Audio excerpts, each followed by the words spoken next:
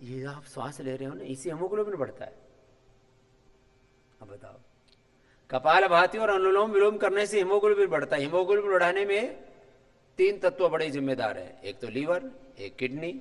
Liver और kidney का function अच्छा होगा तो लीवर और किडनी से जो पैदा होने वाले जो एंजाइम्स हैं, हार्मोन्स हैं, केमिकल्स हैं, और साथ में ऑक्सीजन। तो हमारे जॉइंट्स के, ये जो जॉइंट्स के ये भाग होते हैं ना, ये है ऐसे हिप जॉइंट है, जो जॉइंट्स हैं यहाँ यहाँ हीमोग्लोबिन बनता है ना।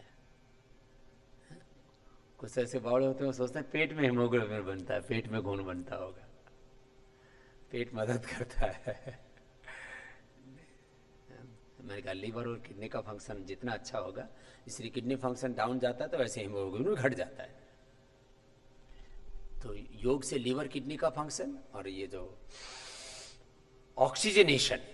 ऑक्सीजनेशन जितना ज्यादा होता है उतना फ्रेश हीमोग्लोबिन बनता है, तो अच्छी चीजें बढ़ने लगती हैं। इसी में कहता हूं किसी भी प्रकार की कोई डेफिशिएंसी, हीमोग्लोबिन की डेफिशिएंसी, कैल्शियम की डेफिशिएंसी, आयरन की deficiency, vitamin A, vitamin B, vitamin D आदि की जो डेफिशिएंसीज है वो दूर होती है प्राणायाम से।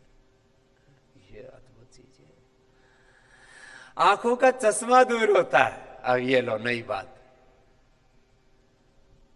भैरव सिंह शेखावत साहब, उनसे हमारा बड़ा प्रेम था, उद्घाटन भी आए पतंजलि योगपीठ के हो, तो उसमें उपराष्ट्रपति थे वो, पहले तो मुख्यमंत्री रहे राजस्थान के। तो मेरे से बोले बाबा जी मैं तब मानूंगा जब मैं एम्स में बोला आपको ग्रुप देता हूँ, उनमें वहाँ आप डॉक्टरों के साथ में कराओ। उस समय हमारे पास फैसिलिटी नहीं थी, पतंजलि योगपीठ भी नहीं था, हमारे पास में जो है इक्विपमेंट्स नहीं थे, हमारे पास में डॉक्टर्स का कॉन्टैक्ट ज़्यादा बड़ा नहीं था, डॉक्टर सहयोग नहीं करते थे उस समय हमारा।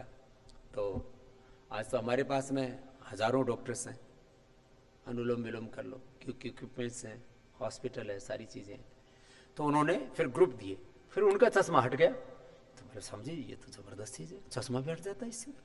अब चश्मा हट सकता है। अब देखो कुछ चीज़ें ऐसी हैं कि एक बार चश्मा आगे बोलो वो तो हटेगा ही नहीं, और नंबर ना बढ़े ऐसा तो कुछ कर सकते हो आप, लेकिन एक बार बढ़ा हुआ चश्मा घट नहीं सकता नंबर। अब बताओ, डीजनरेट हुए ब्रेन सेल, आईज के सेल, कानों के सेल, नाक के सेल, स्किन सेल, आपके पारिया में दांतों के मसोड़ों के सेल, लंग के सेल, थायराइड के सेल, हार्ट के सेल, लीवर किडनी के सेल, पेनक्रियाज के सेल, डीजनरेट हुए सेल रीजनरेट नहीं होते हैं। अब ये तो बहुत बड़ी बात हमने कही कि होते हमने कहा, वो कहते हैं नहीं होते, हमने कहा होते, आप मानने लगे हो भी। ऐसी सैकड़ों चीजें हैं। ये है योग की बात। बाकी तो ये सामान्य बातें हैं कि इससे वेट कम होता है, इससे फिटनेस अच्छी रहती है, एनर्जी लेवल अच्छा रहता है, पॉजिटिविटी रहती है, इससे जो है